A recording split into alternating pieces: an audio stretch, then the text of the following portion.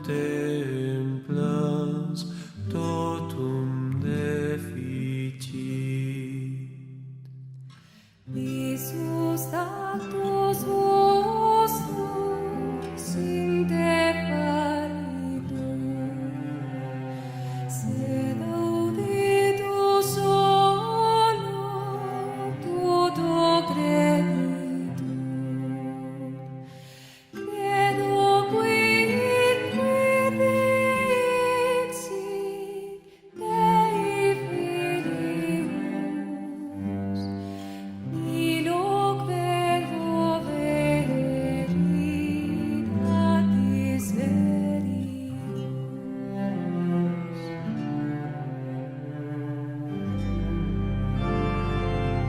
In cruce lacebat sola veritas, amigrate simul et humanitas, ammodamen credes, atque confides, ego quod petimi, latro merites. Lagas sicut Thomas non intueam, Deum tamen meum te confideo. Fac me tibi semper, magis credere, in te spema vere,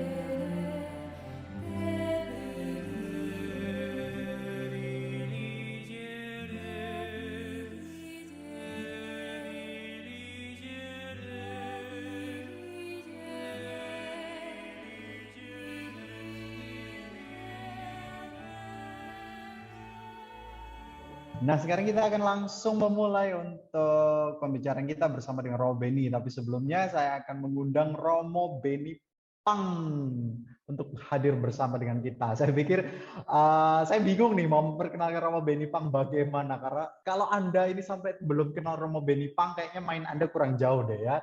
Jadi Anda yang harus memeriksakan diri Anda. Gitu. Karena Romo Beni Pang ini sudah banyak kali mengisi berbagai seminar, pengajaran, terus juga menulis banyak buku gitu, yang pastinya harusnya sih Anda kenal gitu. Makanya saya katakan kalau Anda nggak kenal Romo Beni Pang, kayaknya main Anda kurang jauh deh.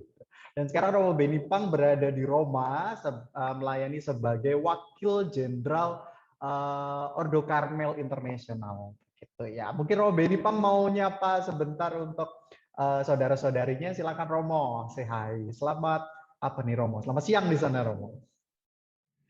Halo, shalom semuanya. Lebih baik pakai shalom aja ya. Jadi siang, sore, Ah malam. iya benar. Senang sekali berjumpa lagi dengan Anda sekalian. Salam dari Roma yang panas sekali hari ini. Di luar ada syuting film dan saya film. Jadi kuria kami menjadi kantor polisi sekarang. Di luar ada syuting film ini sekarang. Ya. Iya benar banget. Jadi tadi Romo Beni juga sebenarnya Romo Beni itu diminta untuk menjadi pemain figuran ya, tetapi karena demi cintanya kepada Anda, beliau menolak itu. Udahlah saya mengisi pengajaran saja daripada menjadi pemain film figuran begitu. Enggak. Oke, baik kita langsung mulai Romo ya untuk untuk pembicaraan kita berkaitan dengan adorasi nih Romo ya. Ya. Oke, saya izinkan saya untuk memberikan rules dulu, aturan main kita kepada Bapak Ibu saudara-saudari sekalian.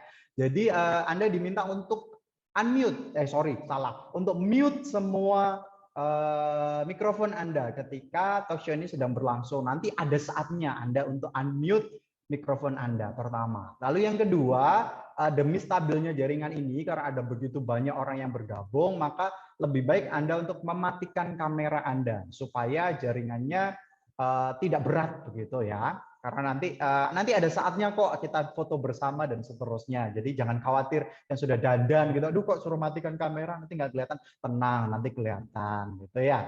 Lalu juga Anda bisa memberikan pertanyaan kepada Romo Benipang melalui kolom chat. Silahkan menuliskan ada namanya ya. Jadi nama lalu kemudian silahkan menuliskan pertanyaan Anda di situ. Gitu. Bebas kapanpun ya. Nanti admin kami akan menyaring itu kalau misalkan ada pertanyaan agak nyelempang gitu, misalkan nanya gitu, Romo Beni gimana masih buka statusnya masih bisa nggak terima calon gitu, misalkan itu kami skip gitu ya, skip nggak ada kaitannya dengan adorasi gitu. Maka silahkan Anda mengajukan pertanyaan apapun, tapi kami akan tetap menyaringnya ya. Jadi jangan tersinggung seandainya pertanyaan Anda tidak ditampilkan atau tidak ditanyakan nanti kepada Romo Beni.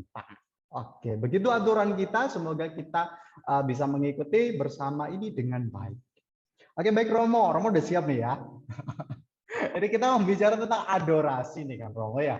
Adorasi ini kayaknya virtual background saya udah paling pas nih, adorasi gitu ya. Ini sakramen Maha Kudus pasti berkaitan dengan sakramen Maha Kudus nih. Nah Romo, ini kan hanya khas Katolik nih ya Romo ya. Tapi kadang ada orang yang menyebut orang Katolik itu aneh gitu loh. Kenapa sih nyembah roti bundar kecil begitu kusyuknya, harus tunduk, terus kalau ada bel bunyi gong lah atau kerincing begitu, terus harus tunduk semuanya gitu. Ini tuh orang Katolik tuh ngapain sebenarnya? Kenapa nyembah roti wafer? Beli aja di supermarket banyak gitu loh.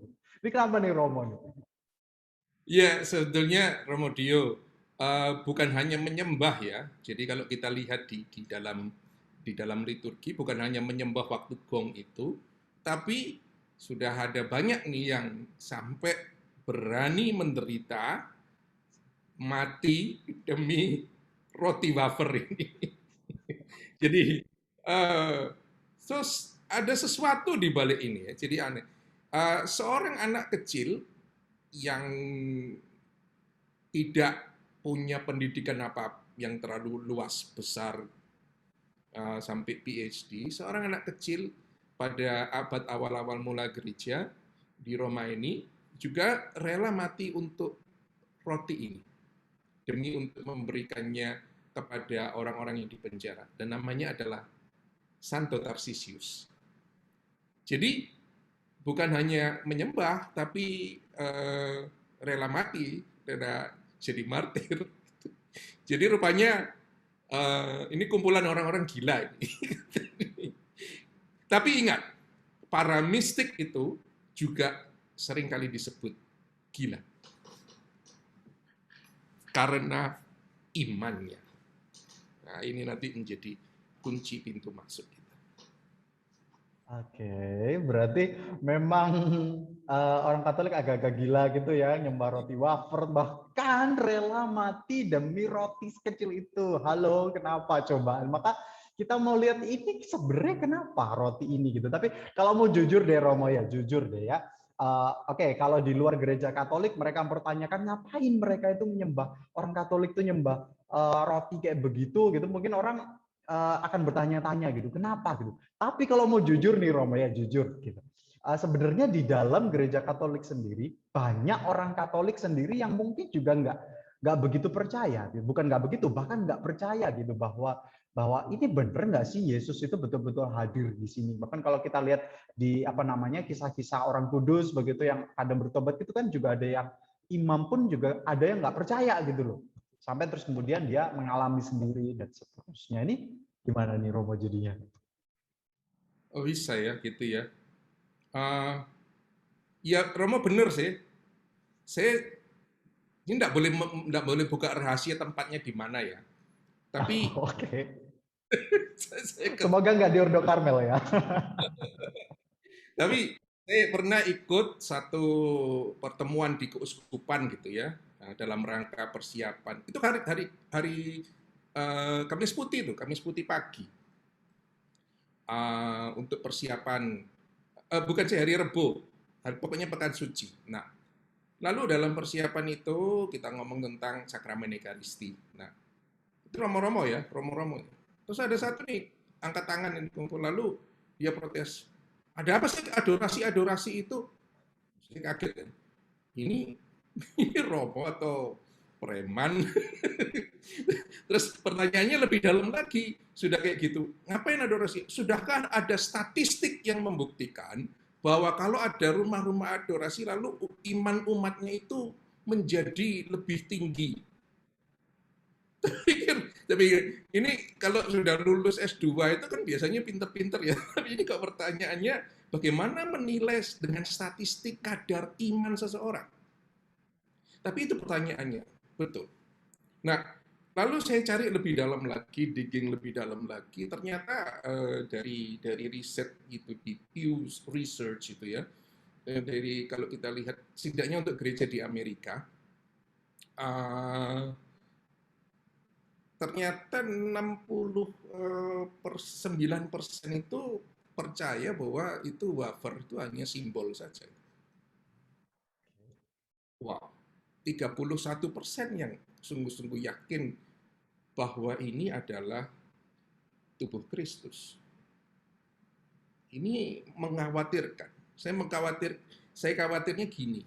Pertama, imam-imamnya ini, umatnya ini malas mencari, malas belajar, malas mistagogi. Jadi setelah lulus katekumen ya sudah selesai. Lalu levelnya sampai katekumen saja gitu. Nah, lalu tidak mau belajar lagi, romosentris. Nah, repotnya yang jadikan senternya ini ya modelnya kayak tadi itu. Katakan untuk apa adorasi? Ya, jadi katekisenya ambiar. Makanya Bapak Suci mengangkat beberapa orang awam ini menjadi ketuanya untuk katekise. Ini menandakan bahwa gereja kita ini butuh bangkit.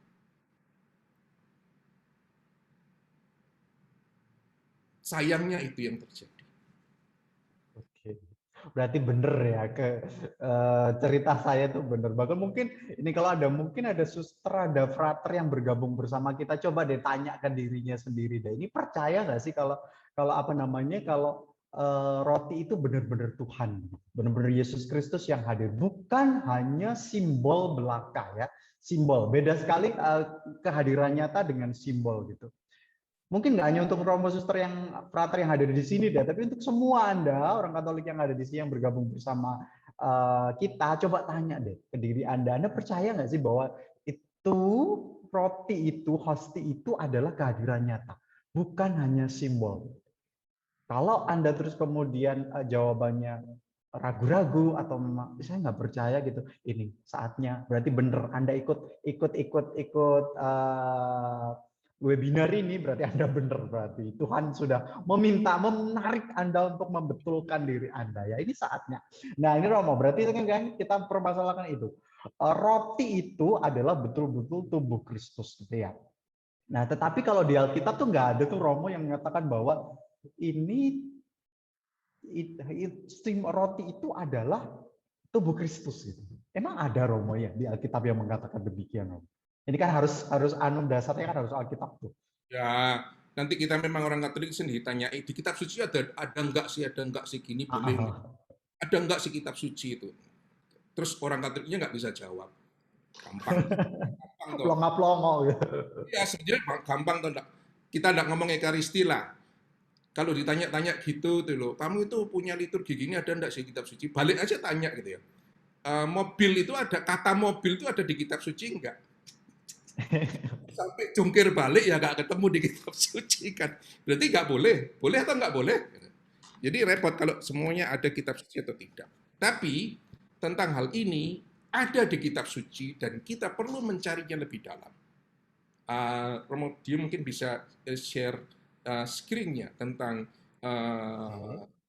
ayat-ayat kitab suci yang akan kita renungkan pada hari ini.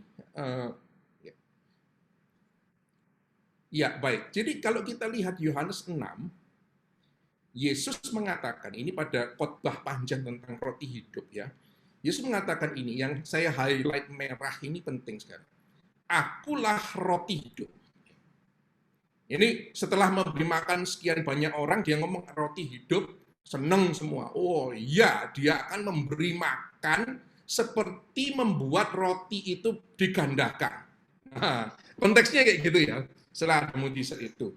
Nah, Tapi kemudian dia mengatakan pada orang-orang Yahudi ini yang melongo ini mencari makan. Kalau orang makan dari roti itu akan hidup selama-lamanya. Oh iya, dulu di padang gurun nenek moyang kami pakai mana itu makan. Tapi nah dia mengatakan sesuatu yang mengejutkan. Nah ini nanti beritahu orang-orang yang bertanya kepadamu. Dan roti yang kuberikan itu adalah dagingku. Nah, kata daging ini tidak memakai kata yang, tapi pakai kata yang sangat-sangat daging ya. Bahasa Yunani itu sarx, daging ini ya, yang akan kuberikan untuk hidup dunia. Nah ini sudah mulai shock. Orang Yahudi itu nggak boleh makan darah ya. Nggak boleh makan yang sembarangan, ada haram-haramnya orang Yahudi itu. Yang namanya kosher. Ini, orang ini, Yesus ngomong makan tuh dagingku. Ini gila ya. Lalu kemudian masih diteruskan lagi ayat 5556 itu, dia mengatakan consisting, dagingku adalah benar-benar makanan, dan darahku adalah benar-benar minuman. Oh, nanti yang tanya pasti gini, oh itu simbolis.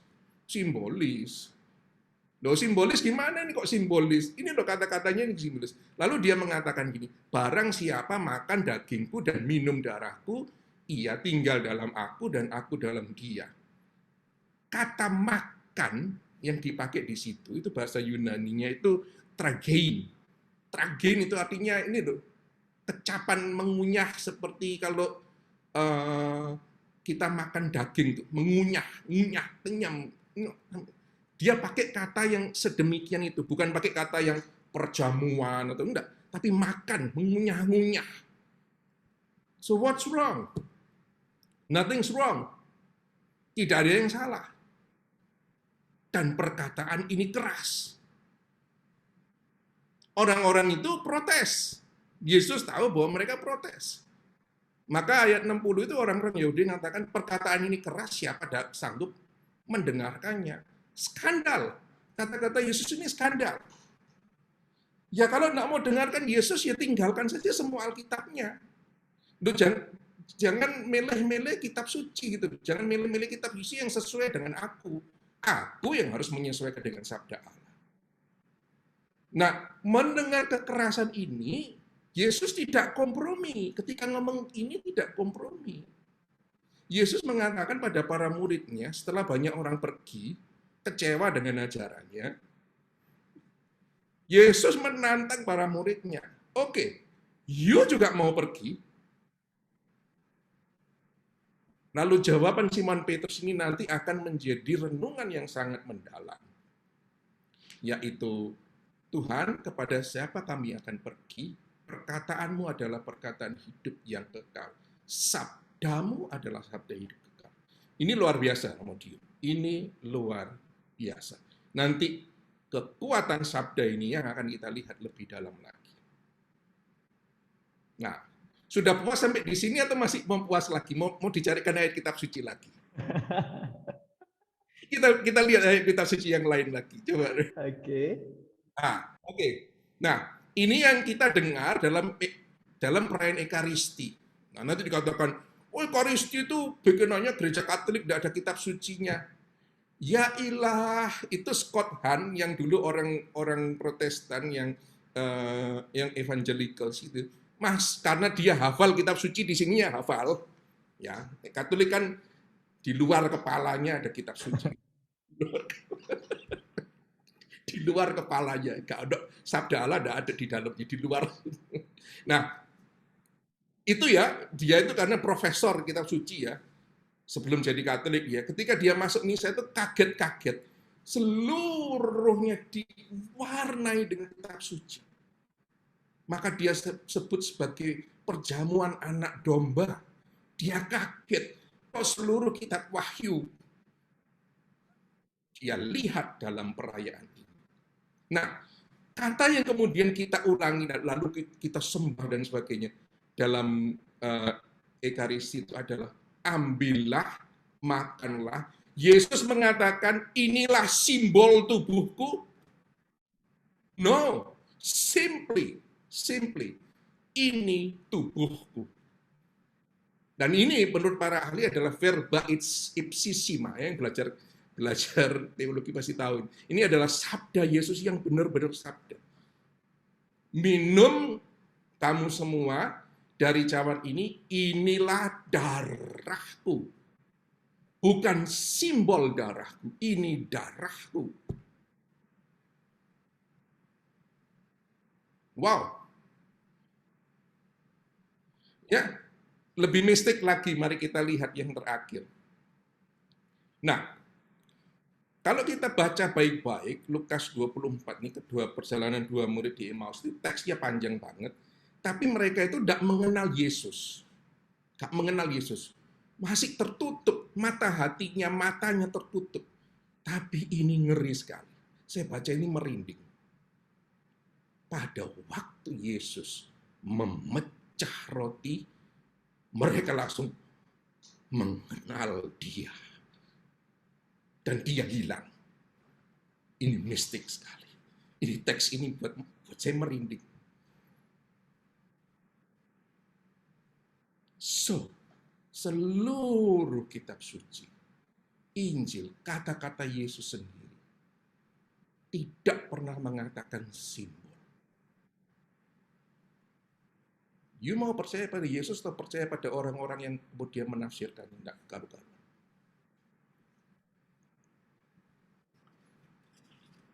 Itu jawabannya kitab suci. Oke. Iya. Ini saya sudah mulai merasakan ada kehangatan di dalam hati saya ini, Romo. Jadi kan dia memang apa ya, untuk hal ini Yesus sama sekali tidak ada kompromi memang. Percaya atau kamu mau pergi. Jadi tidak ada kompromi separuh-separuh. So bagi kita yang mungkin masih ragu-ragu atau apa ini sabdanya ya, silakan dicatat nanti dan kemudian dibaca dan direnungkan gitu. Memang begitu kemudian melihat sakramen Ekaristi itu, terus ini sharing ya, saya jadi sharing. Ada satu teman saya yang Protestan sebenarnya, dia hadir begitu dalam adorasi bersama gitu. Nah, terus dia datang sebagai orang yang hanya kepo gitu aja, ingin tahu begitu. Nah, terus kemudian dalam perjalanan setelah orang menyanyi, terus kemudian menyembah sakramen Maha Kudus, terus kemudian ketika selesai dia mengatakan, iya, saya sungguh percaya bahwa itu Yesus, bukan hanya roti. Orang Protestan loh ya. Nah, tapi balik lagi deh Romo. Ini saya jadi ingat juga pelajaran liturgi dulu. Sakramen, tentang sakramen. Nah, Ekaristi ini kan masuk sakramen tuh Romo ya. Salah satu dari 7 sakramen gereja. Nah, sakramen sendiri waktu kuliah dulu diajarin bahwa adalah tanda kehadiran, tanda dan sarana keselamatan Allah begitu. Kalau saya nggak salah loh ya, semoga nggak salah. Tanda dan sarana keselamatan Allah. Artinya ada tanda, ada kata tanda di situ Romo. Sama dengan balik lagi simbol tadi gitu. Jadi sebenarnya Ekaristi ini gimana Romo? Masuk dalam sakramen, maka dia disebut tanda. Tapi dia betul-betul kehadiran, bukan hanya tanda aja. Ini gimana Romo? Nah, sebetulnya yang lebih simpel dan lebih jelas itu adalah dari Santo Agustinus ya. Sorry kalau saya pakai bahasa Latin, tapi bagus sekali. Jadi sakramen itu singkat saja ada 4 kata, itu signum sacrosanctum efficax gratiae. Weh, apa itu? Nanti akan Latin nih ya. Dan kita akan masuk dalam dunia karena mereka merenungkannya dengan lebih dahulu dari kita. Itu nanti jadi PR bagi kita ya. Tapi gini, signum sacrosanctum efficax gratiae. Jadi bukan hanya tanda, tapi tanda kudus. Bukan hanya tanda kudus, tapi yang efficax gratiae. Ini sakramen ya, kita ngomong sakramen secara umum ya, semua ya. Pengurapan orang sakit dan sebagainya. Jadi tanda kudus yang memberikan rahmat, efficax, efisien, efektif memberikan rahmat. Nah, ini penting untuk melihat itu. Nah, jadi sakramen itu bukan sekedar simbol, tetapi yang kudus, tapi yang darinya sendiri itu memberikan rahmat. Ada banyak tanda lain yang tidak memberikan rahmat. Bendera itu memang tanda yang penting, tapi tidak memberikan rahmat apa-apa gitu. Mau kamu cium, mau kamu apain ya nggak apa-apa. Tapi sakramen ini de facto memberikan rahmat.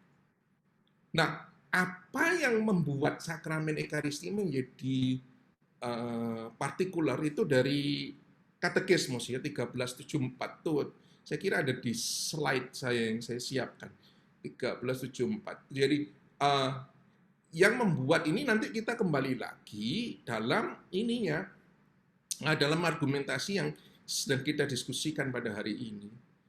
Ya, jadi cara kehadiran Kristus dalam Ekaristi, bentuk-bentuk Ekaristi artinya roti dan anggur, unik. Ini yang mengangkat Ekaristi menjadi lebih tinggi dari sakramen lainnya. Dan semua sakramen mengarah ke sana. Nah, ini yang penting. Dalam sakramen Ekaristi Suci, tubuh dan darah bersama jiwa dan keilihan Tuhan kita Yesus Kristus, dan karenanya seluruh kepenuhan Kristus hadir secara nyata dan substansial. Nah, ini bahasanya rodok mulai tapi kita akan menggeluti ini ya, nanti kita akan ya, supaya kita semua bisa mempertanggungjawabkan. Nah, ini maksudnya gini, kehadiran Yesus itu disebut real, nyata, bukan untuk memaksudkan bahwa yang lain-lain tidak nyata. Romonya juga nyata, bisa disalami. Misdinarnya juga nyata. Tapi kehadiran Kristus itu nyata dalam arti sepenuh-penuhnya Yesus hadir. Tapi bagaimana hadirnya secara substansial? Apa itu? Kita akan melihat lagi nanti dalam permenungan yang lebih mendalam. Kalau kita mau dalam. Ya, jadi karena kehadiran Kristus itu yang sangat luar biasa itu yang menjadikan Ekaristinya lebih tinggi. Kalau tadi Romo ngomong tentang saudara Romo yang teman Romo yang Protestan ya. Ini di salah satu paroki, saya tidak boleh sebut lagi. Romonya yang biasa dialog dengan umat yang lain itu, lalu ada ketemu dengan seorang rekan dari agama lain, Muslim yang sangat saleh. Bapak ini pendoa yang luar biasa. Dan dia mengatakan, Romo, boleh nggak saya masuk dalam gereja? Ya boleh. Mari Pak. Lalu diantar berdua romonya. Nggak ada orang waktu sepi sendirian. Lalu dia langsung maju ke depan. Sujud. Di depan tabernakel. Romonya tanya, ada apa Pak Kiai? Romo nggak lihat. Ada cahaya yang luar biasa. Yang membuat saya tidak tahan untuk tidak menyembahnya. Wah. Well, saya bisa cerita banyak yang lain. Nanti kita akan lihat banyak yang lain. Termasuk pengalaman saya sendiri. Oke. Oke. Ini mulai panas nih kita ini. Ini saya boleh sambil itu ada pertanyaan masuk nih Romo dari Brahmana Serpong, di Serpong. Ini pertanyaannya singkat sih, tapi saya juga kurang begitu paham yang dimaksud yang mana. Apakah ini menjadi dogma gitu? Saya nggak paham nih yang bagian mana nih yang dikatakan dogma ini. Dan nggak tahu ya sejauh mana disebut sebagai dogma. Mungkin Romo bisa jauh lebih paham daripada saya. Iyalah, menurut saya maksudnya gimana? Maksudnya gereja nanti mengajar lain gitu? Enggak. Iya. Enggak lah. Oke. Coba bayangkan gini ya, satu-satunya. Manakah pesan Yesus yang sungguh-sungguh didengarkan dan dilakukan terus-menerus? Yang lain-lain mungkin enggak ya. Berbuat baik pada orang miskin, menolong gini dan sebagainya, mungkin enggak banyak ya. Tapi yang konsisten dilakukan 2000 tahun lebih adalah Ekaristi. Dia katakan, do this in memory of me. Lakukanlah ini untuk mengenangkan aku. 2000 tahun lebih dirayakan. Wow. Gereja akan mengubahnya? No. Oke. Saya catat yang 2000 tahun nih Romo. Oke, bagi saudara-saudari yang mau bertanya, jangan raise hand ya. Silakan ketikkan aja di kolom chat begitu. Jadi untuk raise hand tidak akan kami layani apapun gitu. Nah, lanjut nih Romo, balik ke 2000 tahun gitu. Memang di satu sisi 2000 tahun itu membuktikan bahwa ada penyertaan Tuhan di dalamnya dan gereja setia dengan apa yang diajarkannya selama 2000 tahun. Tapi kalau mau jujur juga nih, kita baca sejarah gereja, selama 2000 tahun itu ada aja juga yang mempermasalahkan ini Romo. Bahkan dari dalam diri gereja sendiri, gitu, gereja Katolik sendiri gitu. Ada aja yang mempermasalahkan, entah yang kecil-kecil atau bahkan yang gerakan yang cukup besar begitu. Mempermasalahkan bahwa ini bener nggak sih bahwa hosti ini adalah kehadiran Kristus yang nyata gitu. Kan gitu Romo. Mungkin Romo bisa menjelaskan deh. Saya agak lupa deh tentang sejarah gereja yang bagian ini. Tapi di situ kan memang sungguh-sungguh ada bahwa selama 2000 tahun lebih ini ada banyak orang yang mempermasalahkan ini bahkan dari dalam tubuh gereja Katolik sendiri. Benar nggak Romo? Ya, ya nggak apa-apa.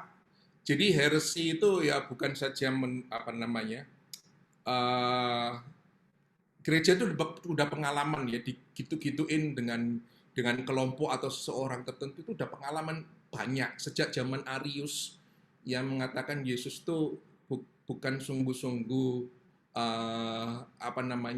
Allah, tapi dia itu ciptaan yang luar biasa.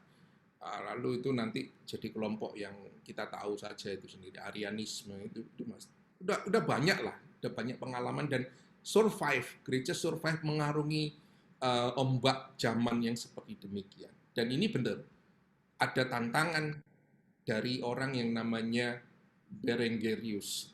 Kita lihat dalam slide-nya. Nah, Bidaa ini imam ya, Imam Berengerius dari Tours, Prancis. Dosen ini. Jadi dosen teologi gajah. Hati-hati para dosen. Dosen teologi tidak jauh. Ya, dia nggak punya dasar metafisik, ya. Ini belum zaman skolastik, ini masih tahun 1000-an. Ya, salah memahami Agustinus. Agustinus itu pandangannya sangat platonis. Ya, dia mengatakan gini, nah ini klasik sekali. Tubuh dan darah Kristus itu hanya simbol. Ada perubahan enggak? Ada, tapi yang berubah itu kepalanya umatnya, perasaan umatnya. Jadi bukan de facto ada perubahan di roti dan anggur, tapi percayaan umatnya. Roti dan anggur berubah dalam kontemplasi umat.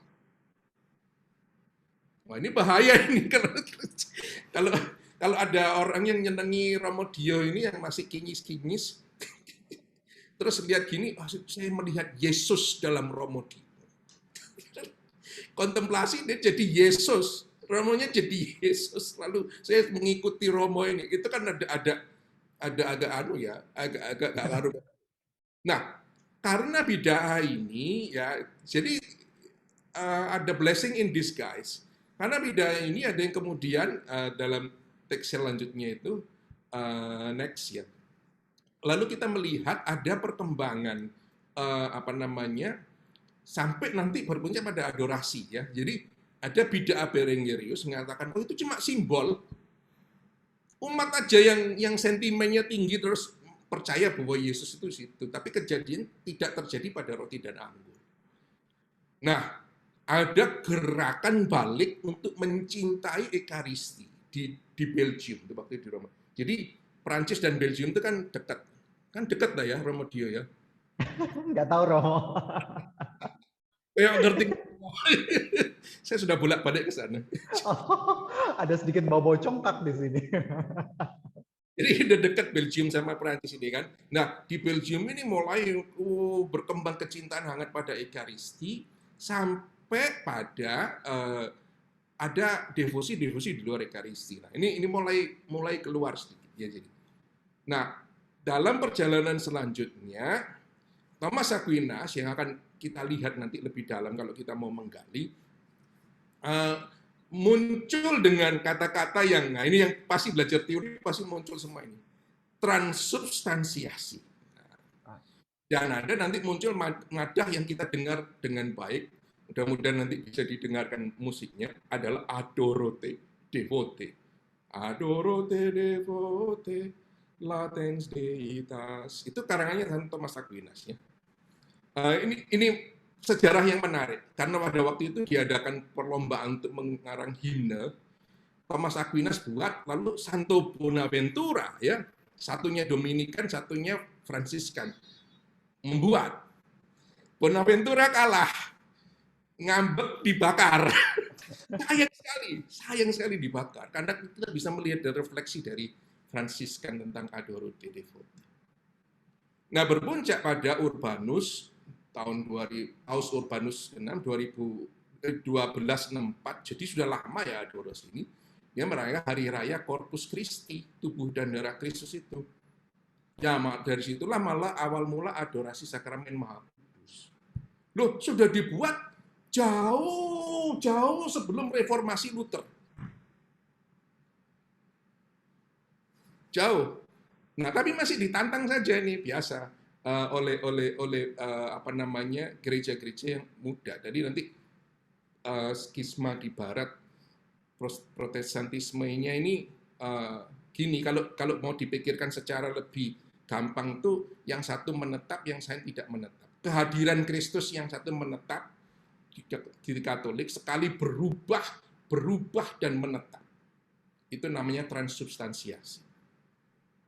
Ini kata yang mistik ini, nanti kita akan merenungkan. Yang tidak menetap itu oleh Luther yang disebut konsubstansiasi. Artinya Yesus ada di sana bersama-sama selama perayaan. Setelah itu selesai, ya selesai. Lalu Zwingli itu memorial presence, ya. Jadi selama diingat, ya hadir. Kalau lupa ya nggak hadir lagi. Kita ngomong gampangnya saja. Calvin itu yang banyak di Indonesia itu Calvinis ya. Jadi spiritual presence, Yesus hadir secara spiritual. Loh ya, saya bisa ngomong adik saya hadir secara spiritual di sini dan sebagainya. Tapi tidak nyata. Katolik mengatakan presence, real, something happen, objectively happen. Oke, jadi memang sejak lama ini sudah menjadi masalah memang berkaitan dengan hal ini ya. Tetapi toh selama 2000 tahun ini gereja tetap dengan ajarannya, tidak mengubah sama sekali berkaitan dengan kehadirannya tai.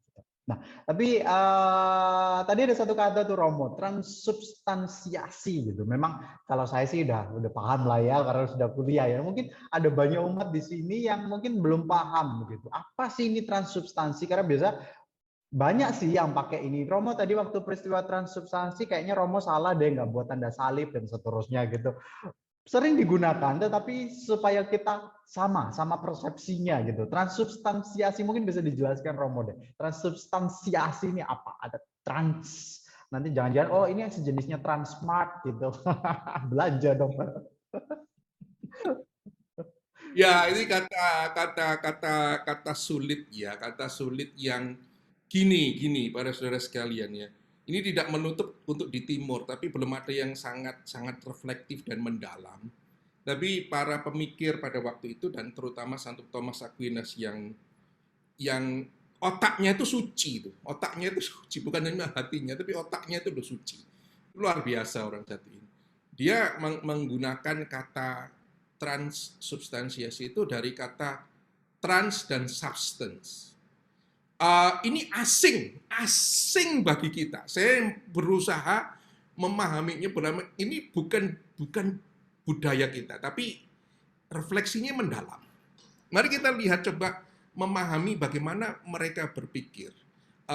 Mungkin lanjutnya lagi, yang disebut transubstansi. Nah, substansia, jadi ada kata trans dan substansia. Trans itu artinya perubahan. Substansia ini gini, substansia itu dari kata Latinnya itu artinya berdiri di bawah. Ada gambar ini, bedes. Bedes itu. Jangan ada yang tersinggung ya. Jangan ada yang tersinggung. Ada yang mirip tersinggung. Absen saya bedes. Nah, substansia kita itu manusia. Ada yang modelnya kayak saya, jauh lebih tampan.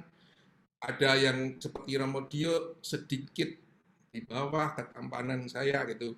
Ada macam-macam gitu ya. Tapi substance saya dan Dio dan Romo Andi dan Anda yang melihat itu sama, manusia. Substance-nya bedes itu, simpanse ini berbeda dengan substance-nya si herder ini, guguk ini. Tidak pernah bisa diubah gitu. Kalau nggak pernah bisa diubah, ini filosofi ya, ini sesuatu yang berdiri di bawah. Nah, substansia itu tidak pernah berubah. Itu ajarannya gitu ya. Pokoknya pemikiran metafisiknya itu ya gitu. Kalau diubah itu kayak gini. Nextnya itu kayak gini. Kalau berubah itu, nah dari manusia yang ganteng ini sopo gak ngerti pokoknya kan rame BTS gak karu-karuan. BTS itu kalau mati dibakar jadi abu. Tapi beda ini di sini si Sinyo ini sama si apa namanya ini abu ini beda. Dia sudah bukan manusia lagi, dia abu. Substance itu bisa berubah tetapi mengubah yang di atasnya. Jadi substance ini ada accidents-nya. Kalau substance-nya anjing itu, substansianya anjing itu kakinya 4, ada moncongnya, menggonggong. Jenisnya anjing kayak gitu. Model-model semua anjing, ada yang kecil, ada yang besar, kayak begitu semua. Ya, tidak bisa dia diganti substansinya dia dengan monyet. Seluruhnya nanti berubah gitu. Nah, nanti ini ada sesuatu yang luar biasa. Thomas mengatakan begitu, dalam Ekaristi terjadi perubahan substansia. Substansinya dari apa? Roti dan anggur menjadi tubuh dan darah Kristus. Edan ya. Gila atau enggak? Substance itu ajarannya itu gini, enggak pernah bisa berubah. Ini loh, kalau berubah itu mati dibakar, berubah jadi abu dari sesuatu yang lain. Tidak pernah bisa diubah substance. Tapi dia mengatakan bisa. Dan yang terjadi itu adalah transsubstance. Kamu lihat, dibedah sampai atom-atom, roti. But the substance is no longer, bukan lagi roti. Tapi Yesus. What is that? Ini, bagi yang belajar metafisik, ini disebut philosophical error. Error karena menentang teori substance dan perubahannya gitu. Tapi mengapa si cerdik pandai Aquinas ini memakai kata ini untuk mengatakan Ekaristi? Nah, ini yang sangat menarik. Saya katakan, kalau kita mengerti bagaimana dia memakai pemikiran manusia untuk sampai pada imannya itu, ini yang menarik. Ada sesuatu yang mengubah substance. Nah, itu Mudio. Oke, berarti itu ya. Ada satu hal yang berubah berkaitan dengan substance-nya. Nah, tapi Romo ini kan terjadi dalam Ekaristi itu ya. Peristiwa transubstansiasi dengan imam lah pastinya. Nah, tapi pertanyaannya terus kemudian selanjutnya tepatnya di mana sih peristiwa transubstansiasi ini terjadi? Karena mulai dari lagu pembuka sampai lagu penutup, apakah letaknya pasnya di mana gitu lah gampangannya Romo. Peristiwa transubstansiasi ini terjadi. Iya, nanti kalau ditanyakan gitu nanti agak matematis ya. Jadi seluruhan Ekaristi itu penting. Tapi kita mau fokus terlebih dahulu. Ada lokus tertentu. Saya tidak boleh mengatakan bahwa ini yang menjadi hanya ini intinya yang penting itu bukan ajaran sebelum Konsili Vatikan kedua itu. Lalu yang lain-lainnya nggak penting, firman nggak penting, nggak penting, ini nggak bisa. Jadi Ekaristi satu kesatuan. Tetapi ada dalam doa, dalam ritual itu ada sesuatu yang membuat substance ini berubah. Nah, ini. Katekismus Gereja Katolik menuliskan begini. Kita baca ya. Belajar, kita kesempatan belajar ya umat yang di sini. Jadi menulis gini katekismus. Kita melaksanakan perintah Tuhan. Ya, jadi bukan ngarang-ngarang sendiri Gereja Katolik. Enggak, ini Gereja Katolik itu orang yang mendengarkan perintah Tuhan dengan merayakan peringatan akan pengorbanannya. Dengan melakukan ini, kita mempersembahkan kepada Bapa apa yang Dia sendiri berikan kepada kita. Apa itu? Ciptaan ini. Ciptaan ini gandum, anggur diperas, difermentasi, anggurnya diplek, terus jadi roti, jadi anggur. Nah ini intinya penting. Dengan kuasa Roh Kudus dan Sabda Kristus telah menjadi tubuh dan darah Kristus, oleh karenanya Kristus secara nyata dan misterius hadir. Jadi agen utama yang membuat transubstansiasi itu terjadi itu siapa? Allah. Terutama dalam epiklesis dan ini. Jadi gini, saudara sekalian. Ketika Romo itu mengatakan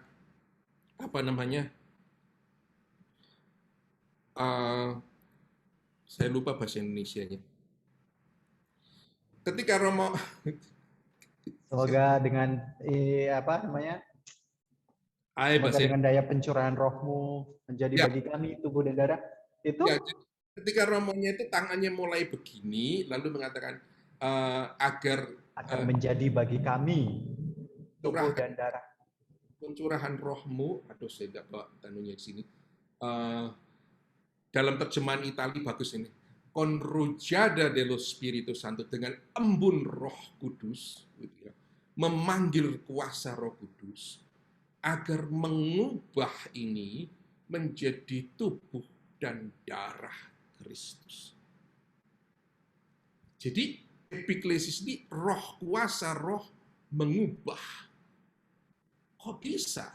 So remember, ingatlah penciptaan dunia, apa yang melayang-layang di atas air. Dan kemudian bersabda. Roh Allah. Nah, kita mengatakan itu sakral sekali. Maka tangannya imam itu diurapi dengan minyak krisma, itu diurapi.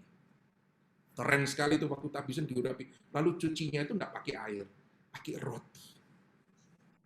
Keren tuh tadi imam itu ya. Keren. Tangannya imam-imam tuh suci. Suci loh tangannya orang Madiri, suci. Diurapi. Dan itu memohon kehadiran Roh Kudus. Dalam gereja Ritus Timur, itu saya pernah ngintip karena tertutup kan waktu konsekrasi itu gini. Ini ada kayak kain korporalnya, ada imamnya itu memegang, lalu di atas roti dan anggur dibuat begini. What is that? Saya tanya, apa sih itu lambangnya itu? Roh yang melayang-layang dan mengembuskannya. Wow.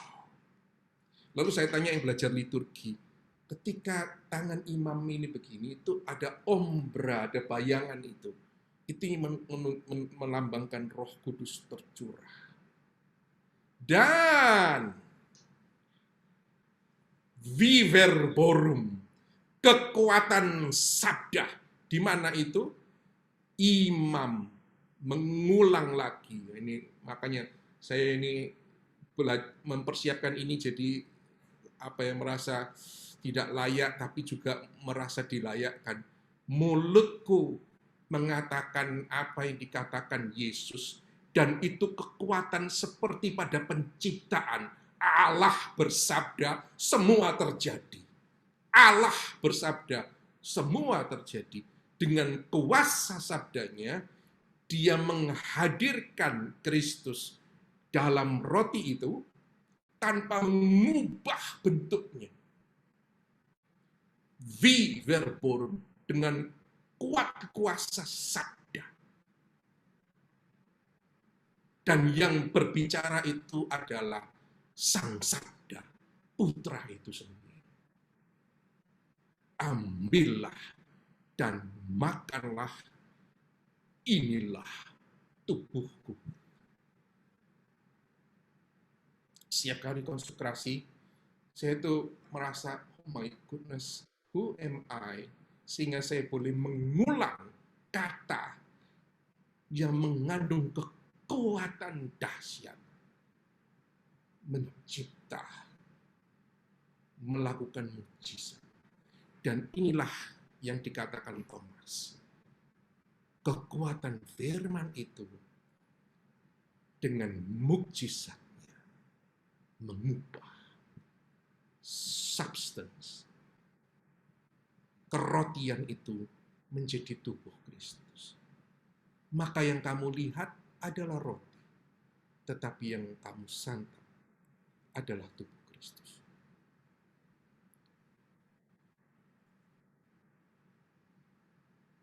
Wow.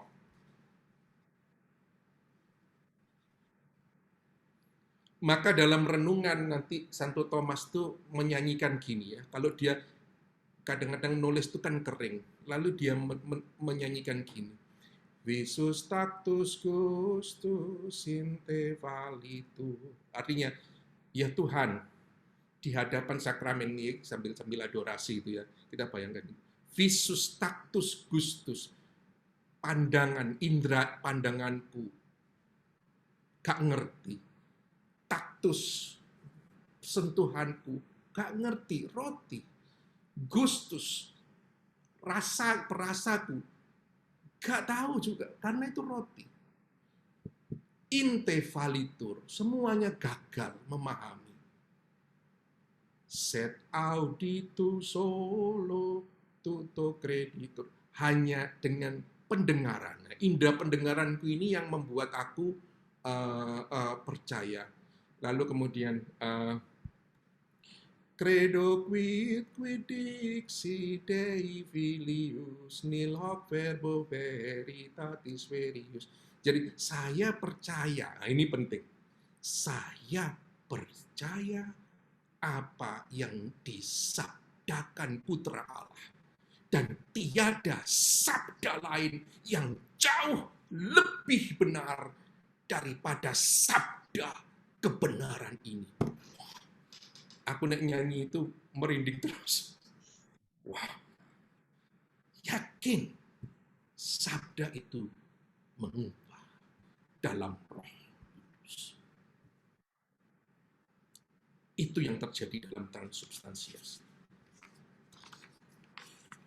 Oke, saya juga saya tersentuh nih berkaitan dengan ini, berarti kan terjadi hanya karena iman, bukan iman maksud saya. Peristiwa transubstansi ini berkaitan dengan tangan imam saja. Berarti kan betapa luhurnya panggilan imamat itu, Romo. Itu ya. Nah, ini kan ada juga nih, ada para frater juga yang bergabung bersama kita. Nah, ini berarti berkaitan dengan ini, peristiwa transubstansi, dan hanya imam saja terus kemudian yang mampu melakukan peristiwa transubstansiasi ini. Nah, berarti ini bagaimana, Romo? Konsekuensinya bagi hidup imamat ini. Bagi saya yang sudah imam maupun mungkin bagi para frater yang ada bersama kita di sini yang nanti juga akan menjadi imam, yang juga akan mempersembahkan ekaristi, menghadirkan secara nyata tubuh Kristus itu sendiri bagi umat ini. Ini konsekuensinya apa, Romo? Ini bagi saya penting banget nih. Gini Romo, dulu saya ingat waktu dosen di STFT itu ngajar Agire in persona Christi. Saya dengarkan sambil ngantuk. Biasa toh, frater. Ya udahlah, ya segitu itu palingnya. Tapi yang membedakan gini, ketika saya merayakan lagi, what's the reason I'm celebrating this? Coba merenungkan lagi, mencari lagi. Kalau kita cerna kata-kata itu ya, lagi agire in persona Christi, bertindak dalam pribadi Kristus, bukan atas nama ya, dalam pribadi Kristus. Saya menjadi Kristus yang lain. What? Saya yang kayak gini nih jadi Kristus yang lain.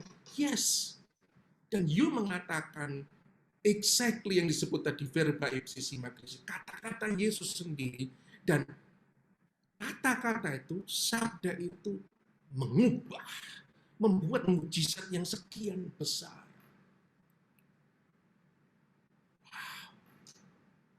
Maka nanti dalam ritual itu kita lihat ya, sebelum waktu persiapan persembahan itu kan umat tidak dengar nih, tapi kami menyanyikan, ya Tuhan dengan rendah hati terimalah persembahan yang di atas altar ini, dan cucilah aku dari dosa-dosaku, dan bersihkanlah aku dari kesalahanku sambil mencuci tangan.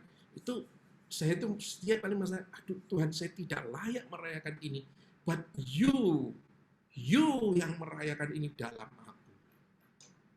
Wow, what a privilege. Hak yang luar biasa yang kita terima. Gak main-main. Mengapa nanti formasionya sekian lama itu? Karena you akan merayakan perayaan yang mistik. Berapa santo yang mengatakan, santo-santo yang mengalami perayaan yang ini sebagai perayaan yang sangat mistik. Katanya Karmel, katanya mistik. Ini mistik tuh di situ. Ada kaya ya, saya enggak, tapi ada satu hal. Ini satu ya, in personatis. Yang kedua, ini saya belajar lagi ketika saya mendengarkan lagi, menggali lagi tentang teologi tubuh Santo Yohanes Paulus II.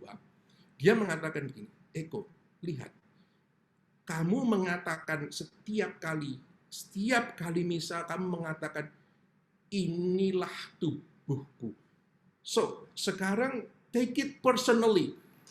Ambillah itu personally untuk dirimu. Sebagai Kristus yang hadir di situ, tapi but you personally. Dengan selibatmu. This is my body. Inilah tubuhku yang diserahkan bagimu. Engkau mengulang setiap hari, setiap merayakan Ekaristi. Ini tubuhku. Dengan seksualitasku, dengan segala-galaku, diserahkan bagimu. Bersama Kristus mempersembahkan tubuhku untuk Allah. Lalu saya ingat kata-kata Paulus. Persembahkanlah sebagai persembahan yang hidup. Tubuh.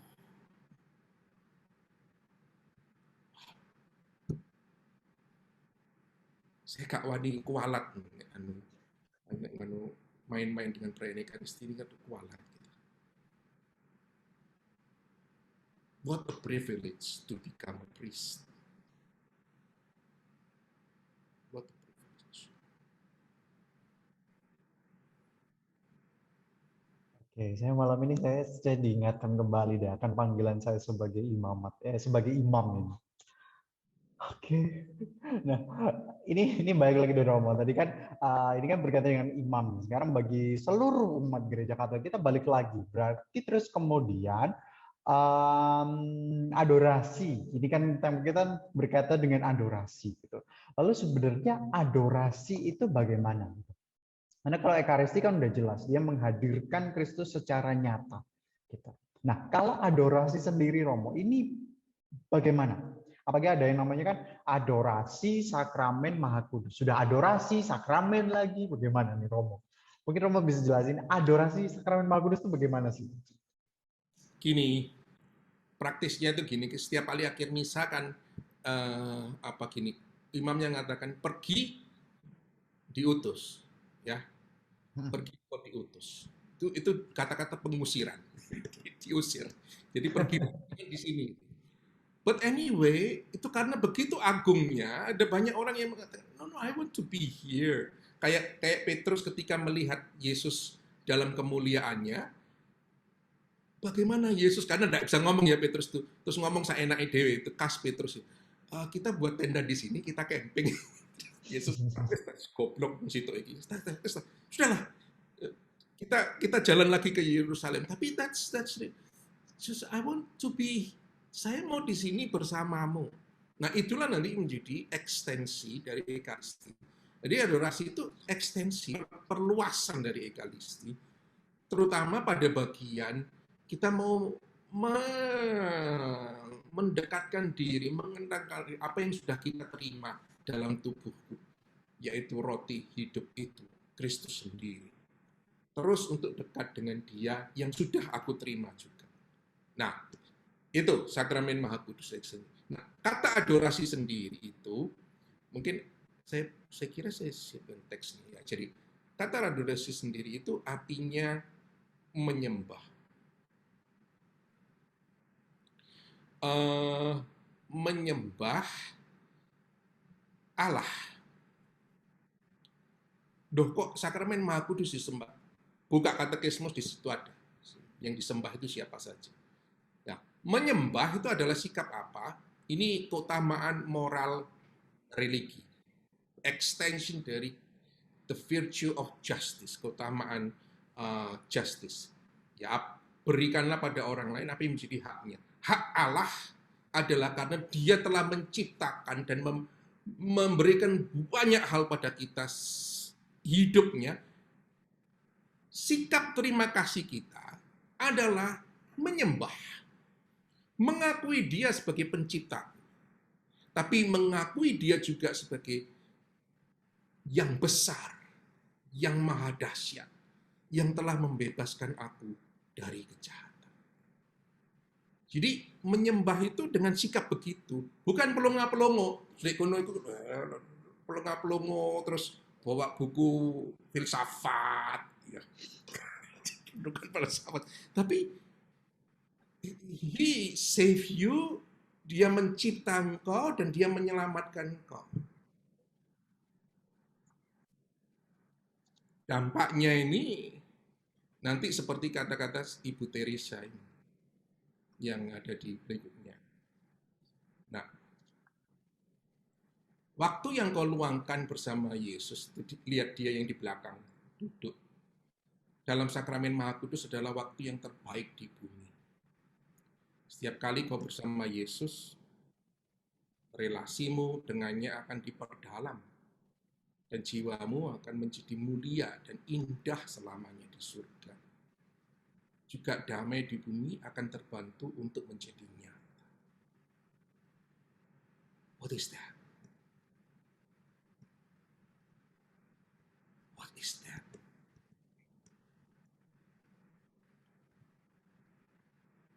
Ini mistik lagi.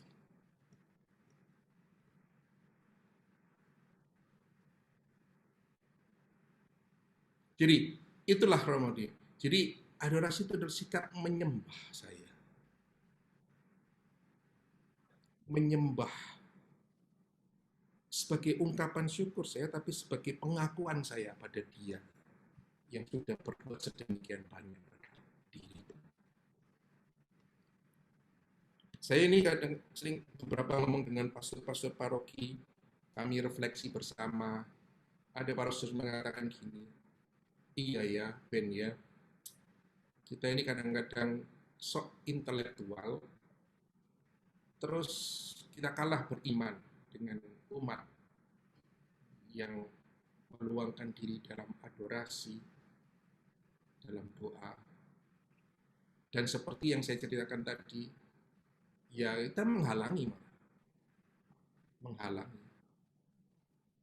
Karena kita tidak percaya.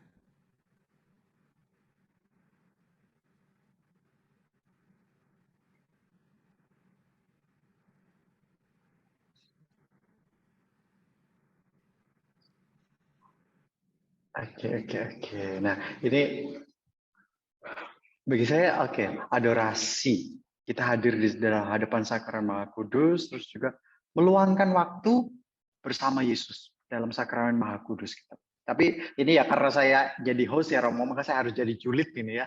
Saya julitin deh. Kita meluangkan waktu bagi Yesus, bersama Yesus gitu. Bagi kita sebenarnya, bagi kita gitu. Tapi kemudian mungkin orang mikirnya, lah ngapain saya mengeluangkan waktu 1 jam gitu atau berapapun gitu bersama Yesus gitu, rugi gitu. Mending kan saya berbuat sesuatu gitu, misalkan saya bikin bakti sosial, saya donor darah, saya buat apa bagi sesama, itu lebih berguna daripada saya duduk di hadapan sakramen Maha Kudus bengong begitu, kalau enggak malah pikiran melayang kemana-mana gitu. Saya nggak berbuat apa-apa. Gitu. Ini gimana nih Romo gitu? Kalau ada yang julid begitu. Ya julid. Ada orang-orang julid tuh kadang-kadang saya ngomong tentang misalnya tentang Roh Kudus tuh ya. Saya bolak-balik ngomong sama beberapa rekan yang mengalami puasa roh gitu ya. Dia mengatakan ben kok jelasmu sampai jungkir balik ya nek Romo itu gak percaya, gak percaya. Itu kadang-kadang dia sampai frustrasi begitu ya sudahlah terserah. Tapi gini, saya mengatakan dari nanti saya kalau mau cerita lagi ada pengalaman-pengalaman yang lain. Tapi ini pengalaman dari misionaris cinta kasih ini. Saya banyak bertemu dengan mereka di Amerika. Satu waktu saya habis memberi retret di Dallas, itu saya diajak oleh umat. Umat tuh rajin-rajinnya. Romo kita misa. Jam piro? 5:30 Romo. Ya ampun, 5:30 di Amerika itu pagi banget tuh. Terus 5:30 saya habis retret. Ya nanti kan Romo nggak bisa harian. Ya udahlah, dalam hati ya saya ikutlah misanya. Ternyata saya disuruh mimpin misa di sana. Nah udahlah saya mimpin misa di kongresinya ini. Jadi rumah mereka sederhana sekali, penuh dengan beberapa karung dan sebagainya untuk bahan makanan. Misa biasa. Setelah selesai saya kira wah kita mau pulang, mau sarapan. Biasa toh misa harian gitu. Terus no Father, could you take the Blessed Sacrament for you? Yes, we have to do our adoration, daily adoration. Oke. Kemudian saya ambil, saya masukkan monstrasinya, tapi paling 10 menit tak ini ya 10 menit. Ini yang dosa saya ya. 15 menit, 20 menit, selesai. 1 jam. Setelah 1 jam, ditandai saya, kamu bisa memberkati, saya berkati. Saya 1 jam. Saya tidak adorasi dengan baik, pengakuan dosa saya. Karena saya curious dengan ini. Terus mereka bilang, ini yang dikatakan gini, after meeting Jesus, Father, now we are ready to meet Jesus in different persons. Setelah bertemu dengan Yesus, kami siap untuk melayani Yesus yang hadir di antara orang-orang yang lain. Wow.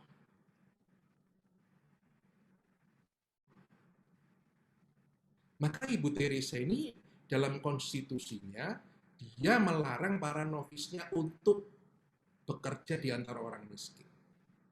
Gak bisa.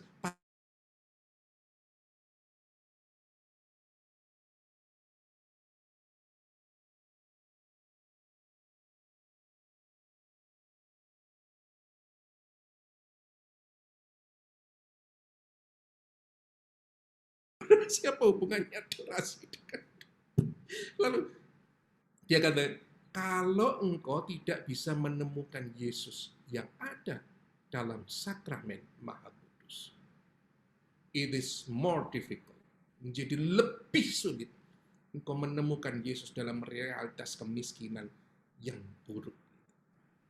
Temukan Yesus dulu di sana. Nah, Romadio, boleh nggak saya lanjutkan dengan sharing saya bertemu dengan pimpinan dari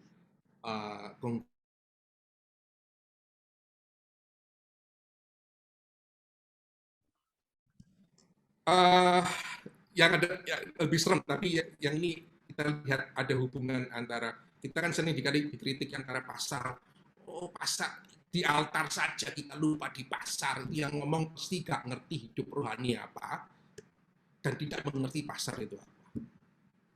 Saya ngambil kesimpulan begitu dari pengalaman.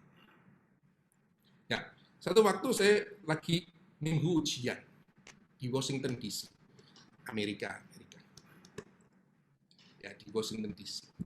Nah, dingin pada waktu itu. Lalu ada Eucharistic Congress. Saya baru dengar sekali Eucharistic Congress. Sekarang ada di Malang ya, Eucharistic Congress. Lalu saya lihat siapa sih pembicaranya? ada pembicara, ada profesor, di antaranya itu ada Mother Nirmala. Mother Nirmala, Missionary of Charity. Kira ini ada, lalu ada keponakannya Bishop Nguyen. Nah, itu lain lagi cerita yang luar biasa. Tapi saya hadir pada waktu itu. Nah, itu Mother Nirmala itu penerusnya Ibu Teresa.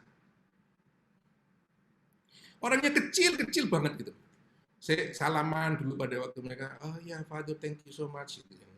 Lalu dia memberikan konferensi. Saya lihat di sana itu profesor-profesor saya datang semua. Itu di Basilika, Romo Andi itu tahu, the Basilica of the Immaculate Conception. Itu gereja terbesar di Amerika. Dia duduk di altar gitu. Dia pakai sandal. Aduh, adem-adem nggak sandal. Sandalan. Lalu dia sini, the Lion of Judah has roared so loudly that the people of God would hear him. Wow. Jadi singa Yudea sudah mengaum, membuat umatnya mendengarkan dia. Gila, ini suara orangnya kecil tapi suaranya wibawa. Dan saya lihat semua profesor, semua perhatiannya terus ke atas. Ya, dia sharing banyak sampai pada waktu itu sharing gini. Saya dengan Ibu Teresa pada waktu itu ada di New York. Musim dingin, dan bayangkan New York musim dingin sekali. Nah, lalu dari rumah kami pergi ke tempat-tempat untuk pelayanan. Waktu itu saya selesai misa langsung pergi. Tidak sempat adorasi. Nah, seperti mereka ada adorasi sebelum dan sesudah pelayanan, harus adorasi 1 jam. Nah, saya pergi berjalan, lalu saya lihat ada kapel yang terbuka, ini kecil, lalu saya mau mampir sebentar, saya mau adorasi. Oh, kok di situ ada sakramen Maha Kudus ditahtakan. Nah, lalu dia katakan kesempatan, dilihat masih 2 jam waktunya, masih banyak, 1 jam adorasi seperti konstitusinya serikat. Dia mengatakan, in the first adoration, I melted before His holiest presence. Di hadapannya yang begitu agung, saya meleleh, Tuhan Yesus kok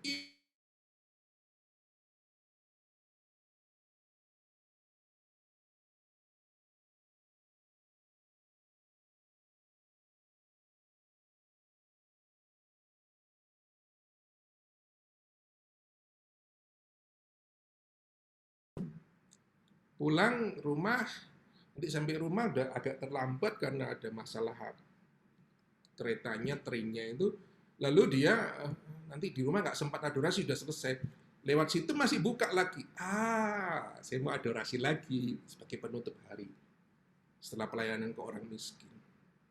Ketika dia mau masuk, dia dipegang tangannya oleh seseorang pengemis. Dan pengemis itu bilang, give me 50 cents. Give me 50 cents. Berilah saya 50 sen. Terus dia mengatakan, untuk apa Bapak?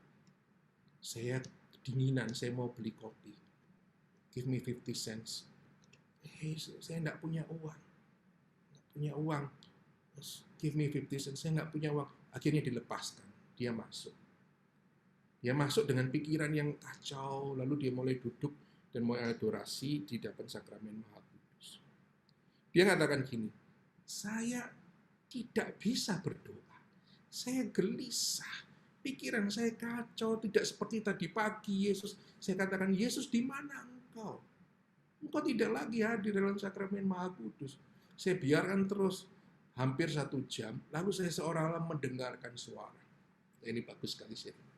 Nirmala, saya tidak di dalam sakramen Maha Kudus lagi. Lalu di manakah engkau Tuhan? Saya di luar menunggu kamu untuk memberi 50 sen. Saya menangis, kayak saya tidak punya apa-apa. Saya bersujud keluar dengan sedih. Sebelum keluar ada 2 orang ibu yang juga adorasi, mengatakan, oh kamu susternya Ibu Teresa? Iya. Lalu mereka mengeluarkan uang $1 untuk saya. Saya berterima kasih pada mereka, saya lari keluar, dan saya lihat orang itu masih di situ.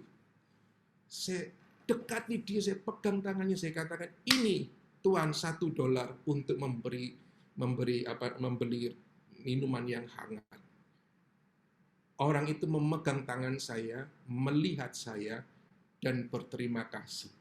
Dan kata-katanya ini, when he saw me, I saw the eyes of Jesus, saying, thank you. I touch Jesus.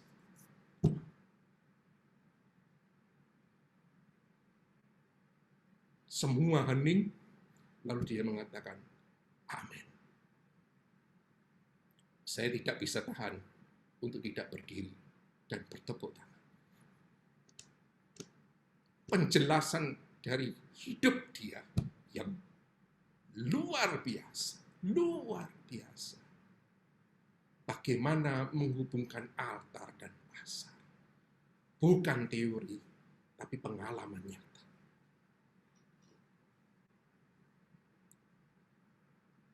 I saw Jesus.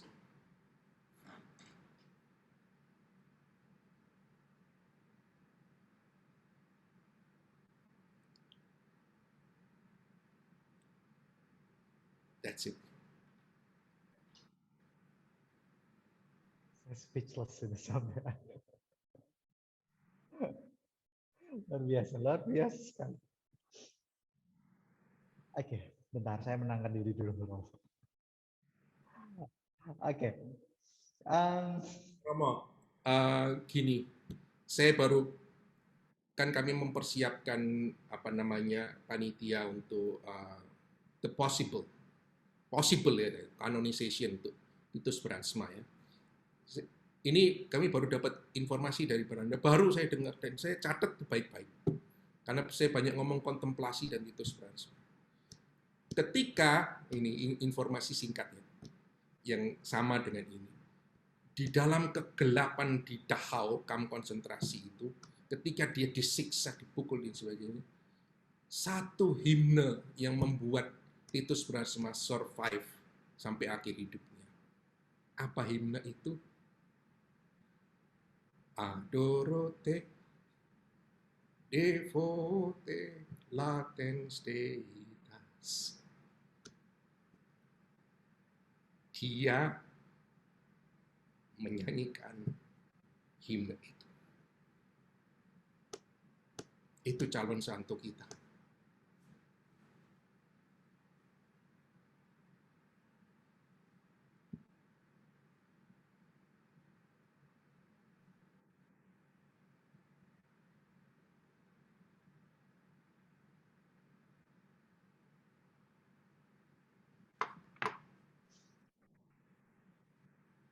Oke, Romo. Nah, ini boleh saya membuka pertanyaan dari umat yang hadir, Romo ya? Ya. Oke, ada beberapa nih yang sudah masuk nih. Saya bacakan dari Veronica di Malang. Dalam konsekrasi, apakah hanya roti dan anggur saja yang dijadikan tubuh dan dari Kristus? Ataukah umat juga dikonsekrasikan sebagai tubuh mistik Kristus? Ini pertanyaan dari Veronica di Malang. Kamu mau jawab dulu atau saya bacakan yang lain? Ya, itu tubuh mistik Kristus ini konsep yang lebih abstrak. Gereja seluruhnya tubuh mistik Kristus. Yang namanya konsekrasi, ya penyucian, penyembahan, mempersembahkan itu adalah roti dan anggur. Karena umat berpartisipasi dengan makan itu kan berpartisipasi toh. Dengan memakan tubuh Kristus, maka dia ikut disucikan gitu. Jadi bukan konsekrasinya untuk menyucikan kita. Oke. Sorry. Ini ada lagi dari Murni di Jakarta. Di Injil Yohanes disebut tubuhku, sedangkan di Matius disebut dagingku. Ada perbedaan. Apakah juga ada perbedaan maksud, Romo? Enggak, seperti katakan tadi, eh, Injil Yohanes tadi pakai kata sarx juga kan. Tubuhku adalah betul-betul makanan, dagingku, daging, lalu pakai kata sarx. Enggak ada. Oke. Tidak ada. Ini dari Shelly di MKK Jakarta. Apakah adorasi sama dengan bermeditasi? Nah, meditasi ya nggak usah adorasi gitu. Meditasi itu bisa di rumah, bisa di alam, di pinggir kali gitu. Bisa meditasi. Ya, meditasi itu kan tidak harus di hadapan sakramen Maha Kudus kan. Ya bisa dengan kitab suci, bisa apa, bukan jelek, tidak lalu beda. Kalau adorasi fokusnya pada sakramen Maha Kudus, kita menyembah Kristus yang hadir dalam sakramen Maha Kudus, maka perhatiannya juga ke sana. Gitu. Nah, ini dari Kelvin Rinomo, ini kayaknya nyambung banget nih. Di situasi pandemi ini kan memang banyak orang terus kemudian membatasi diri untuk keluar. Nah, ini di YouTube dan di beberapa situs itu ada channel adorasi abadi 24 jam 7 hari. Nah, bagaimana menurut pendapat Roma berkaitan dengan channel YouTube tersebut gitu maupun beberapa situs yang saya tahu seperti Xavier.org atau apa gitu. Apakah kita bisa beradorasi melalui channel YouTube atau melalui web-web tersebut dan apakah memang sungguh-sungguh itu berarti Yesus sungguh hadir dalam sakramen kudus melalui siaran virtual itu? Dari Uh, Kelvin. iya, jadi gini. Jadi sama logiknya dengan perayaan Ekaristi yang streaming ya. Selama itu streaming, artinya waktunya sama, itu kan sebagai extension kehadiran kan, karena kita tidak. Jadi ini masalahnya darurat ya. Tidak bisa masalah darurat diterapkan dalam keadaan normal. Ya, masalahnya itu darurat. Jadi selama itu streaming, misa streaming, ya sah-sah saja gitu. Ya Kristusnya juga hadir gitu. Namanya berkat urbis et orbis, jadi bagi kota dan bagi dunia itu juga streaming kok. Tapi nggak bisa kayak gini. Saya lihat siaran yang 2016. Audio-nya beda. Itu yang kurang lah 2016 dengkulmu coklat. Rekaman gitu. Kalau udah streaming ya apa ya? Enggak lah bilang, kamu tuh pakai logika dong. nanti kan sudah misa Romo. Loh, kapan lihat misa yang tahun lalu Romo? Udah podo misa tahun lalu. Oke, berarti harus real time ya. In actual time gitu. Karena apa ya? Karena ketidakmampuan kita, keterbatasan kita. Oke, ini ada lagi nih Romo. Dari Veronica lagi di Malang. Di beberapa keuskupan sudah ada banyak kapel adorasi. Pada umumnya di awal itu banyak yang datang. Namun setelah beberapa waktu semakin sedikit yang datang. Bukankah ini salah satu tanda bahwa gereja menghayati adorasi abadi sebagai sesuatu yang sensasional belaka terus makin lama makin menurun? Bagaimana pendapat Romo nih? Ya, ya, ya konsistensi yang dibutuhkan ya, konsistensi. Jadi jangan hanya membuat sesuatu yang karena ikut-ikutan gitu ya. Oh, orang lain bikin, saya bikin dan sebagainya. Tapi ada konsistensi. Lahir bukan karena dituntut, tapi dari kecintaanmu pada Kristus. Nah, kalau tidak keluar dari itu, ya melok-melokan, ya akhirnya ya mentalitasnya kembang api. Biar gitu, lalu terus kemudian terus mulai eker-ekeran, berkelahi. Enggak lah, kamu tuh enggak pernah tugas malam, aku tengah malam tugas, ya kita tukar. Gimana sih kamu? Terus buat rasionalisasi sendiri.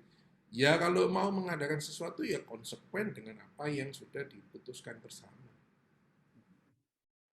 Maka ini juga ada nih Romo, karena saking nggak ada pengunjungnya sampai harus menggaji orang untuk beradorasi di hadapan Sakramen Maha Kudus sebagai petugas untuk berjaga. Jadi kalau ada yang datang baru dia pergi. Gitu. Ini bener ini dong. Ini bener terjadi. Tapi saya nggak sebut dong. Nggak boleh. Gitu. Oke, ini lanjut lagi Romo. Masih ada nih. Dari Frater Abi di Kisaran. Ini Frater Abi Karmelnya. Pada saat teguran juga diadakan adorasi. Apakah berbeda antara ibadah teguran dengan adorasi? Lalu kenapa kalau teguran tidak boleh menggunakan monstrans? Ya beda lah, beda adorasinya. Lebih teguran itu kan lebih mengingat Kristus yang ada pada malam itu kan. Jadi berjaga-jaga bersama Kristus itu poinnya gitu. Lalu ada sakramen Maha Kudus yang mau di-reserve untuk besoknya, lalu masih ada di sana. Seolah-olah umat tuh, saya tidak mau tanpa kehadiran sakramen. Bagi umat Katolik itu sangat so dearly gitu ya, sakramen itu sehingga ada di sana. Beda dengan adorasi biasa karena ya pertama-tama ya nggak kelihatan kan. Lebih dalam terselubung. Jadi Allah yang terselubung diselubungi lagi. Artinya tidak dalam in his own glory, karena kata Yesus sendiri pada malam itu, inilah saat kegelapan. Tapi saat pemimpin-pemimpin dunia ini akan dilemparkan pada saat itu. Jadi sebetulnya itu eerie ya, bahasa eerie. Jadi mengerikan.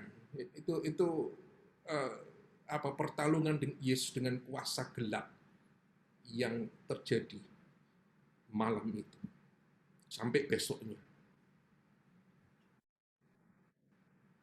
Lanjut nih Romo ya. Dari Beni Kamalan di situ Bondo.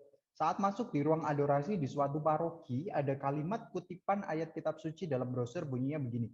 Berjagalah dan berdoalah supaya kamu jangan jatuh ke dalam pencobaan. Ini dari Matius bab 26 ayat 41.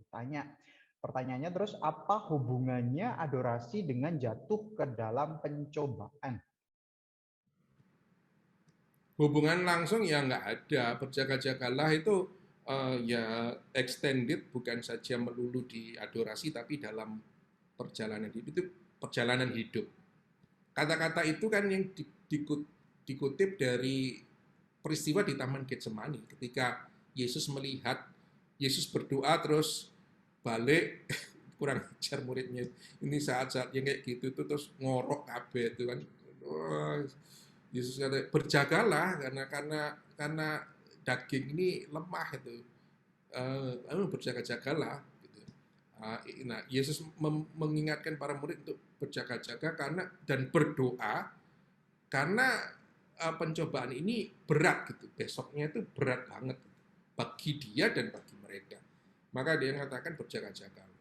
Jadi bukan saja pada waktu adorasi saja, adorasi melatih kita untuk bersama dengan Yesus. Tapi kebersamaan itu tidak saja di ruangan itu ya, setelah keluar ke ruangan itu.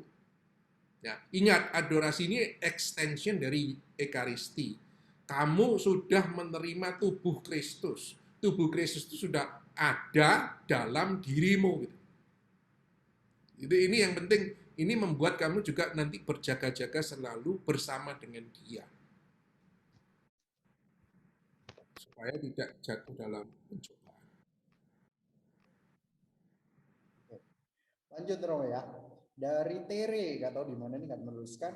Romo, kalau adorasi apakah harus memandang sakramen Maha Kudus? Karena saya lebih kusyuk kalau saya memejamkan mata, jadi bisa lebih konsentrasi. Di perhatian simpel sih.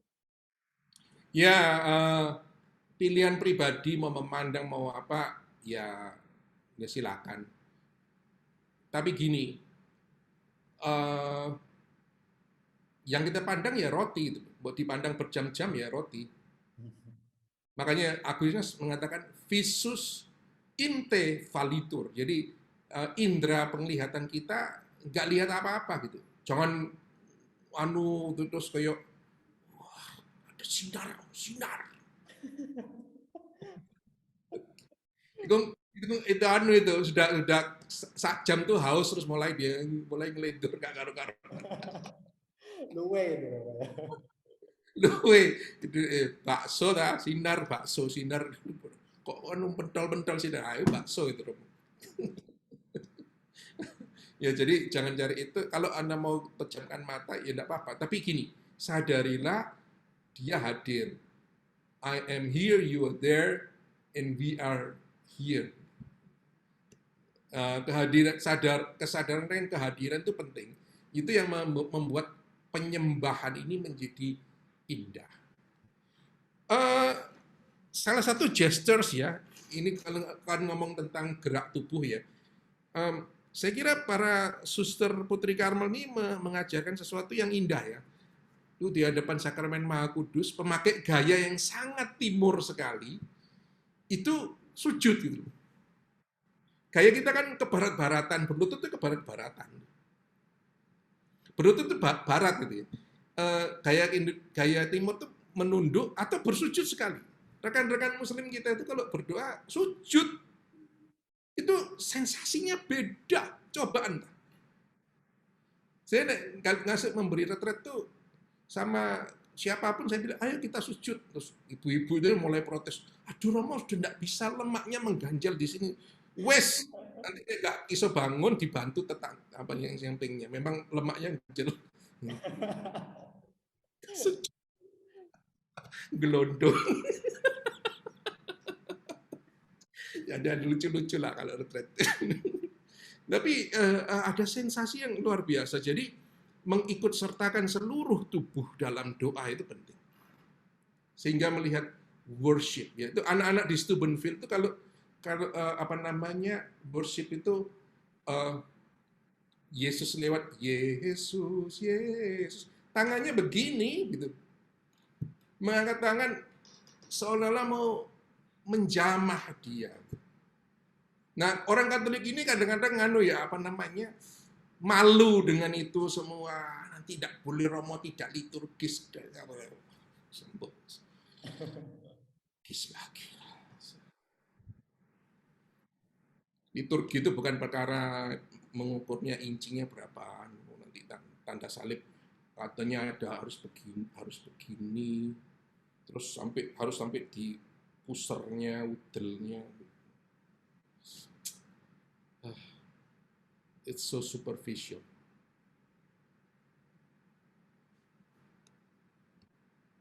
Oke, ini ada lagi pertanyaan nih Romo. Dari Hera di Malang. Dalam misa dan adorasi sebenarnya adakah waktu yang benar kapan adorasi itu dilakukan?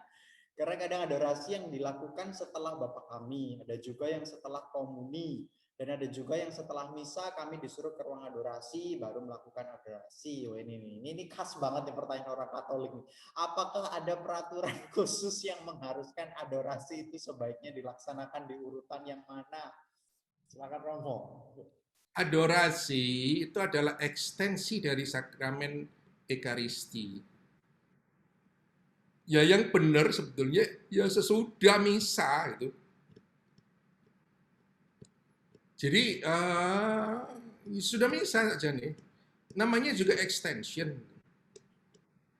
Jadi devosi pada sakramen Maha Kudus itu kan adorasi gitu. Devosi pada sakramen Maha Kudus. Jadi biarkan misanya selesai dulu. Lalu di luar itu gitu. Itu yang berkembang gitu, peristiwa Corpus Christi dan sebagainya. Lalu ada perarakan dan sebagainya. Perarakannya itu bukan di dalam misa, sesudah misa.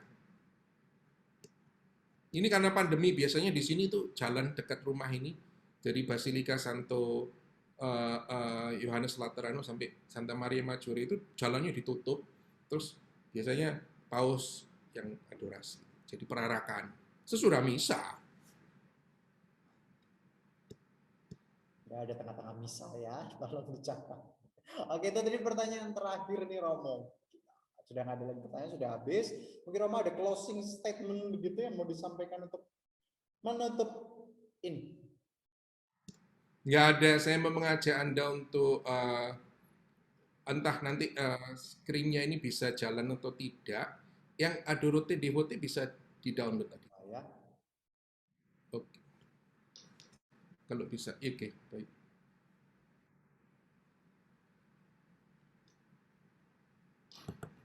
Tunggu dulu, Romodio. Kalau udah bisa jalan, mari kita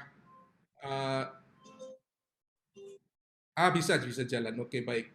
Kita berhentikan dahulu.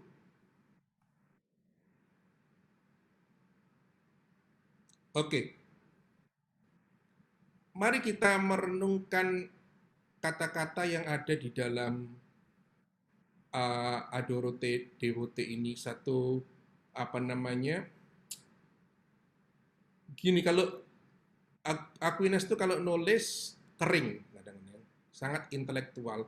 Tapi ketika dia mulai menulis lagu, dia luar biasa.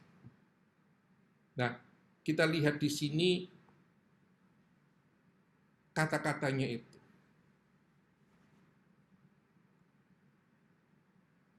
Kata-katanya itu luar biasa, sangat mendalam.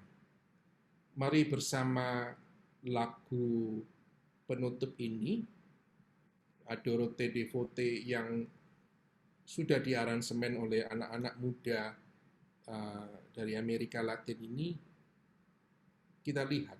Saya menerjemahkannya dengan lugas, ya. Agak jelek bahasa Indonesianya, tapi kandungan isinya itu yang terjadi. Kita renungkan sambil mendoakan. Ini doa yang dikarang oleh Santo Thomas Aquinas dan sudah dinyanyikan berabad-abad lamanya. Saya ajak Anda untuk mengambil sikap doa dan berdoa.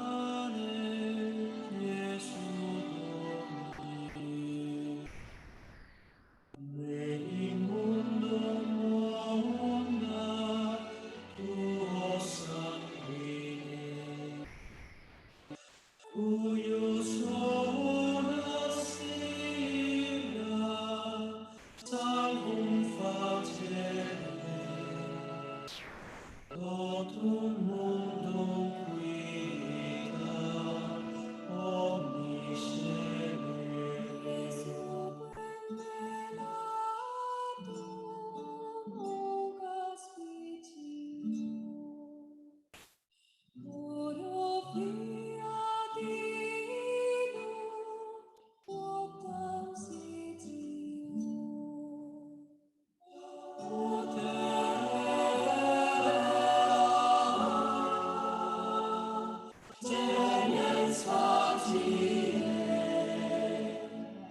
Jesus in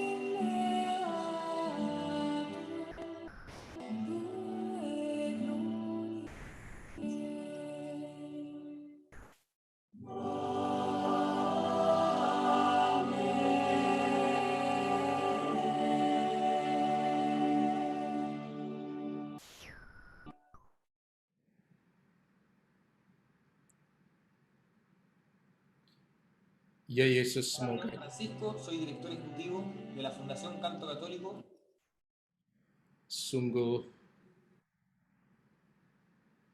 bersyukur atas anugerah Ekaristi yang kudus yang telah dirayakan gereja selama 2000 tahun dan terus akan menemani perjalanan kami sampai akhir zaman. Tuhan, biarlah kehadiran-Mu yang nyata, yang sesuai dengan janji-Mu, aku akan menyertai kamu sampai akhir zaman, dapat kami hargai, dapat kami rayakan dengan sepenuh iman, dan akhirnya berbuah dalam hidup kami sehari-hari. Doa ini kami panjatkan padamu demi Yesus Kristus, Putra-Mu, Tuhan dan pengantara kami, yang hidup dan bertahta bersama Dikau dalam persekutuan Roh Kudus, Allah sepanjang segala masa. Semoga saudara sekalian dalam menghayati Ekaristi, sumber dan puncak hidup kita, hadiah terindah dari Kristus sendiri, diberkati oleh Allah yang Maha Kuasa, Bapa dan Putra dan Roh Kudus. Amin.